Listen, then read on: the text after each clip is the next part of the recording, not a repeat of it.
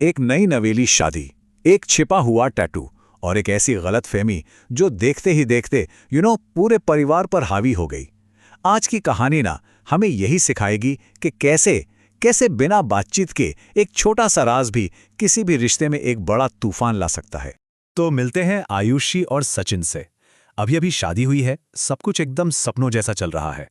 लेकिन किसे पता था, है ना, कि शादी की पहली ही रात एक ऐसा राज सामने आ जाएगा जो उनकी सारी खुशियों पर एक शक की परछाई की तरह मंडराने लगेगा। तो कहानी शुरू होती है शादी की रात से, जब सब कुछ एकदम शांत था। सचिन की नजर अचानक से आयुषी के हाथ पर बने एक छोटे से टैटू पर पड़ी। अब पहली नजर में तो उसे लगा कि ये बस एक डिजाइन है और कुछ नहीं। सचिन ने मन ही मन सोचा, अरे वाह, ये तो मेरे लिए एक सरप्राइज है। और मजे की बात तो ये है कि कुछ ही घंटे पहले वही आयुषी से कह रहा था कि देखो, रिश्तों में ना कभी कुछ छिपाना नहीं चाहिए।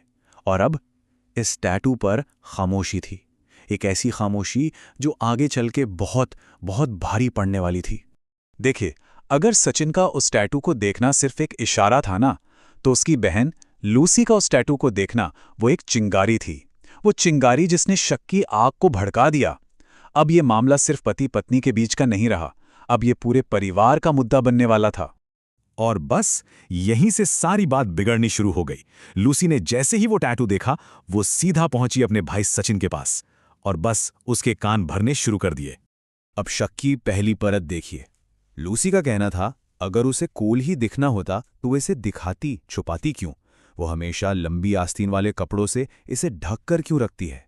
मतलब टैटू होना प्रॉब्लम नहीं थी, उसे छुपाने की कोशिश ये प्रॉब्लम थी। लूसी के दिमाग में तो घंटी बज गई। उसके लिए छुपाने का मतलब ही था कुछ तो गड़बड़ है बॉस। और बात यहीं नहीं रुकी। लूसी ने एक छोटी सी बात को खींचकर सीधा आयुषी के डार्क पास्ट से जोड़ दिया। कहने लगी, क्या पता उसके अतीत में कोई परेशानी रही हो, कौन जानता है कि उसकी जिंदगी में पहले क्या क्या हुआ है। अब ये सिर्फ एक टैटू नहीं रह गया था, ये आयुषी के कैरेक्टर पर एक सवालिया निशान बन चुका था। और जब बात हद से ज्यादा बिगड़नी होती है ना, तो उसमें अंधविश्वास भी कहीं ना कहीं से आ ही जाता है। अब इस बातचीत में सचिन के पिता भी कूद पड़े। उन्होंने तो इस टैटू को सीधा शादी के लिए एक अपशगुनी बता दिया। बोले, काली स्याही क्यों? काला रंग तो शनि का होता है। अब ये सिर्फ शक नहीं रहा था, ये एक डर बन चुका था। लेकिन इस टैटू की असली कहानी थी क्या? इसके लिए हमें थोड़ा पीछे जाना होगा, शादी से ठीक 2 महीने पहले, क्योंकि सच वो बिल्कुल भी नहीं था जो सचिन का परिवार सोच रहा था। सच तो कुछ और ही था। असल में सच तो ये था कि आयुषी पर परफेक्ट दुल्हन दिखने का एक जबरदस्त प्रेशर था। वो ससुराल वाले क्या कहेंगे वाला डर। बस इसी डर ने उसे एक ऐसे मुश्किल सफर पर धकेल दिया था जिसके बारे में किसी को कोई अंदाजा ही नहीं था। सिर्फ 2 महीने में 10 किलो। जरा सोचकर देखिए, ये सिर्फ एक नंबर नहीं है, ये आयुषी की हिम्मत, उसके डेडिकेशन और उसके दर्द की कहानी है। और पता है, इसी कहानी के अंदर उस टैटू का असली राज छुपा हुआ था।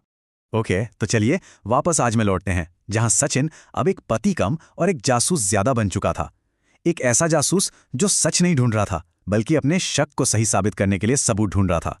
और यहीं से सारी गड़बड़ शुरू हुई। परिवार ने क्या किया, बिना किसी बेस के अलग अलग चीजों को एक साथ जोड़ा और आयुषी के खिलाफ एक पूरी झूठी कहानी बुननी शुरू कर दी। ये एक ऐसी इन्वेस्टिगेशन थी जिसका नतीजा उन्होंने पहले से ही तय कर लिया था। और फिर सचिन के हाथ लगा वो पक्का सबूत जो उसके शक को यकीन में बदलने वाला था। क्या था वो? आयुषी के फोन का वॉलपेपर। बस उसके लिए ये एकदम साफ था कि आयुषी यकीनन कोई बहुत बहुत बड़ा राज छिपा रही है। मतलब शक इंसान से क्या कुछ नहीं करवाता है ना। अपनी पत्नी से सीधे सीधे बात करने की बजाय सचिन ने आधी रात को छिपकर उसके टैटू का स्केच बनाया और फिर दोनों भाई बहन लूसी और सचिन मिलकर उस रहस्यमयी डिजाइन को डिकोड करने में जुट गए। और आखिरकार उन्होंने ये मिस्ट्री सॉल्व कर ही ली। टैटू की जो उल्टी लिखाई थी उसे उन्होंने शीशे में पढ़ा और नतीजा क्या निकला? I miss you Shubham. कहानी एकदम फिल्मी हो चुकी थी। उनके दिमाग में अब आयुषी का एक पुराना प्रेमी था जिसका नाम था शुभम। अगली सुबह पूरा परिवार ऐसे इकट्ठा हो गया जैसे कोई पंचायत बैठी हो, और आज फैसला होना था। बेचारी आयुषी, उसे तो जरा भी अंदाजा नहीं था कि उसके पीठ पीछे उसके ही खिलाफ क्या साजिश रची जा चुकी है। और फिर शुरू हुई इल्जामों की बौछार। परिवार ने एक एक करके अपनी पूरी मनगढ़ंत कहानी को सच बताकर आयुषी पर इल्जाम लगाने शुरू कर दिए। वो उससे ऐसे सवाल कर रहे थे जैसे वो किसी मुजरिम से पूछताछ कर रहे हों। और इतने सबके बीच आयुषी ने एकदम शांति से उनकी तरफ देखा और बस एक सीधा सा सवाल पूछा, आप में से किसी ने मुझसे बस पूछ क्यों नहीं लिया? बस ये एक सवाल और उनके झूठ का पूरा महल ताश के पत्तों की तरह ढह गया।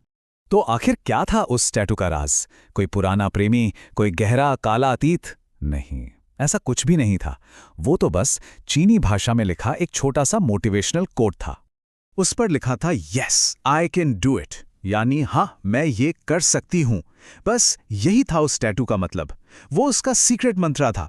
जब शादी से पहले की वो मुश्किल डाइट के दौरान उसकी हिम्मत टूटने लगती थी ना, तो वो बस इस टैटू को देखती थी और खुद को याद दिलाती थी, मैं कर सकती हूं।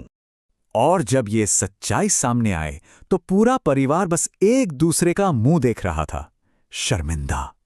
वो जिसे शक का एक लहसुन समझकर परत दर परत छील रहे थे, उसके अंदर उनकी अपनी ही बनाई हुई झूठी परतों के सिवा और कुछ भी नहीं था।